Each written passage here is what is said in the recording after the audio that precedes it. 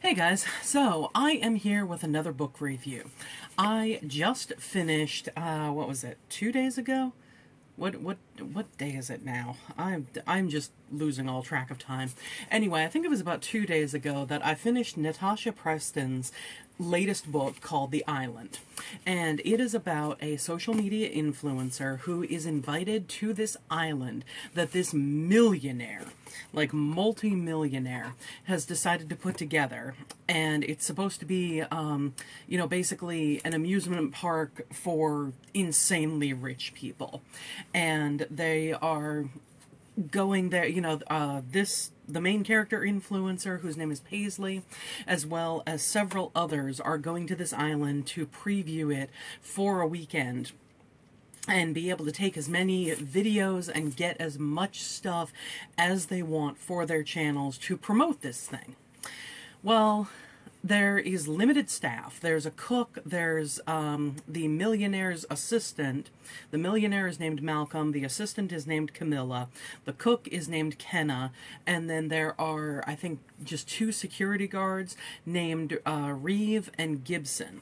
And then there's the cast of our influencers: Paisley, Harper, Ava, Liam, Will, and somebody else, James. And so they get to the island, and almost immediately weird things start happening. Paisley and Will had decided to sneak out at one point at night to explore the island and the amusement park and everything, and Will never shows up. So Paisley goes outside for a little while, and she starts getting the sensation that she is being watched. And she thinks that she sees someone out in the dark at a couple of points. Well, the next morning, everybody comes down to breakfast except Will. Eventually, well, pretty quickly, they find out Will has disappeared. They think at first that he's left, but he left his phone charging on the night table, and all of his stuff is still in the room. So it's like, okay, no, he would not have left without that stuff, especially his phone, because he's an influencer. So as they are searching for him around the park, they find Paisley and whoever she was with at the time, I can't remember exactly, find his body. So it's like, okay, well, we know that Will has been killed. And a couple of other people either die or disappear as we go on. And then Paisley is with Reeve, I think, at one point, looking... oh, I should mention that Paisley is a true crime influencer. She talks about different mysteries and, true crime dramas and things like that on her channels and social media things and stuff like that. Well, that's why she is the one chosen to go with Reeve down to the security room to look up, anyone who could have maybe stayed on the island or something like that. And they, as Paisley is leaving that room at one point, or leaving the room with Reeve, she looks at Camilla and sees her talking to Malcolm, and reads Camilla's lips when she says the word Robert. And she's like, who the heck is that? Well, much like, I think it was the lake, immediately these characters begin to suspect this faceless entity of Robert. And one thing that bugs the heck out of me with this book is, there are a lot of different things where there are just so many questions that come up, because when Paisley is first talking about Robert to Reeve, she says to him, do you have any idea who this guy is? Because Camilla looked petrified when she said his name. And then later on, the other characters have heard about this, have heard that Paisley, saw Camilla, mouth or say the word Robert, and Paisley, she claims that she heard it whispered or something like that later on. But when they're all in the same room again, including Camilla and Malcolm, somebody mentions Robert, and they're like, well, we have to find him, and, you know, who is this guy, and all that. Camilla has no reaction whatsoever.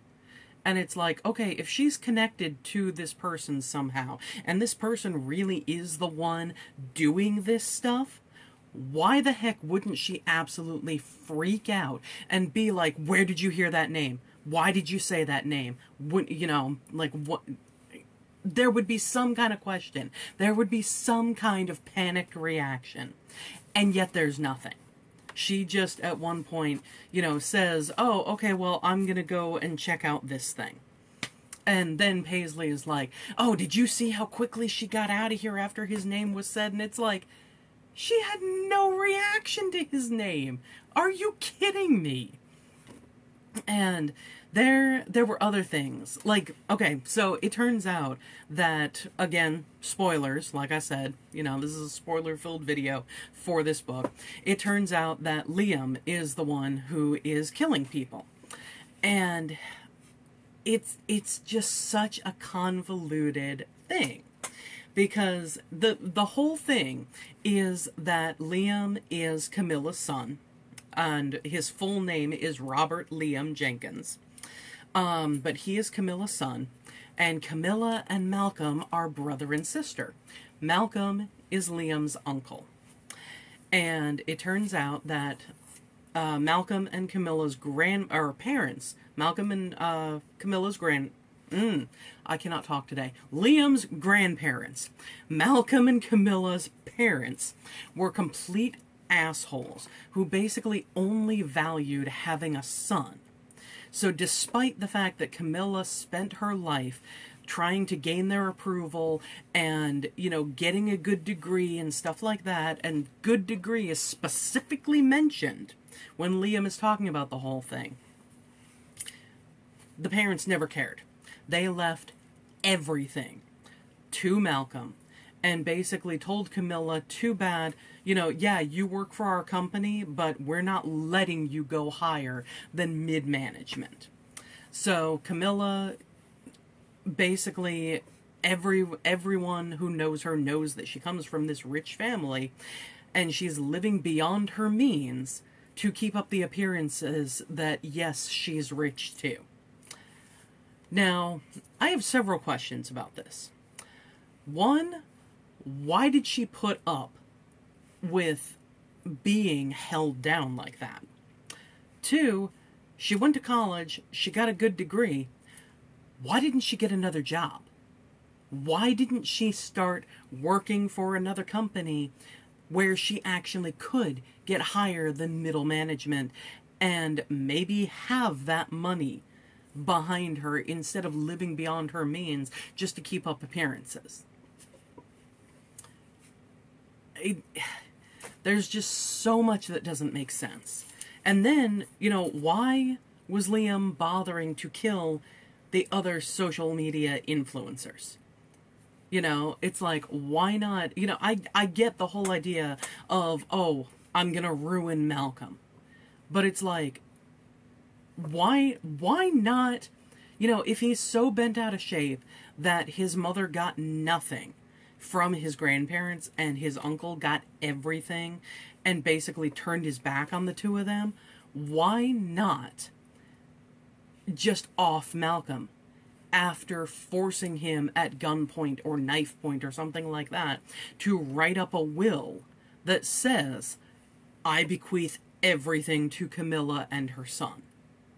You know, and then don't stab him or shoot him or anything like that. Make the death look either like an accident or like suicide. You know, especially suicide. Like, you know, go with some kind of, I couldn't deal with the guilt of what my parents did, I give my sister everything kind of angle. You know, and then have Malcolm be killed at the beginning of the novel and they see the will, and then Paisley is maybe the only one who thinks to herself, but wait, why would he invite all of us here just to kill himself? You know, that could be an interesting novel. But we got this, that her novels are very readable. You know, they're engaging. They're ones that you can pretty well get through quickly. But this one is just, it's another one where the ending straight up sucks. And it's almost like she has this, because listen to the blurb. Jagged Island, a private amusement park for the very rich or the very influential.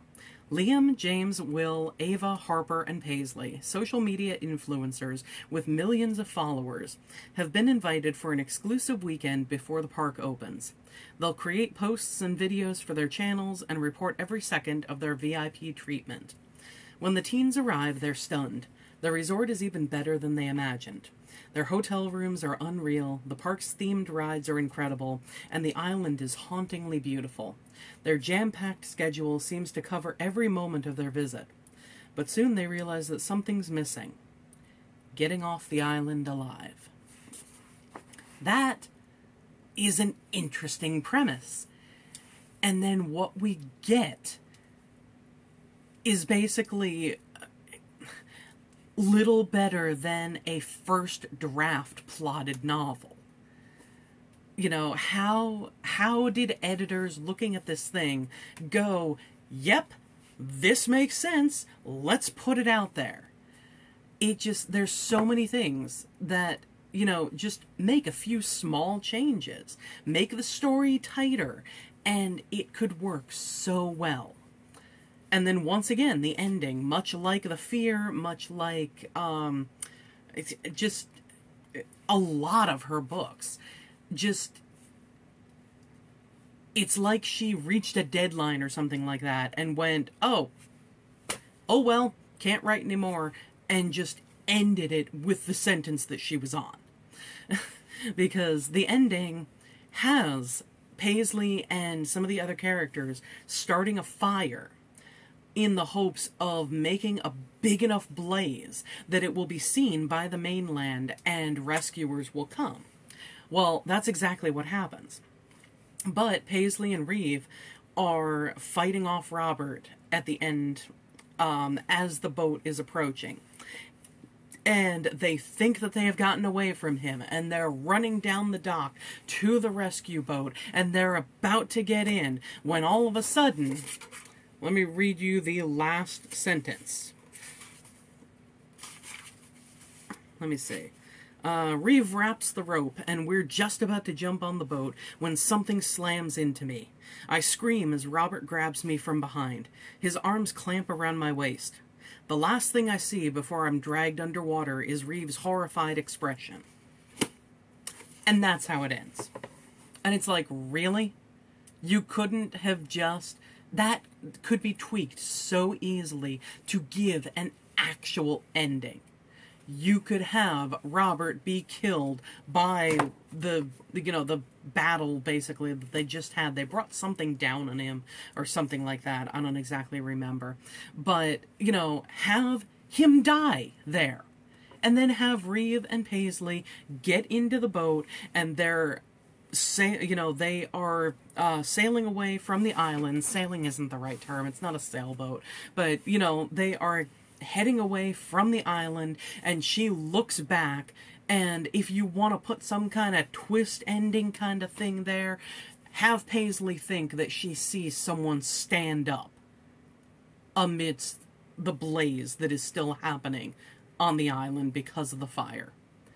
And then just as she's trying to focus more on what she thinks she sees, Reeve grabs her, puts his arm around her shoulders and pulls her close, and, it makes her turn her head away from the island. And then she decides, you know what? He wouldn't be able to get off anyway. I'm just going to live the rest of my life, get therapy for all this, and hopefully forget it happened. And then that's how you end it. I don't know.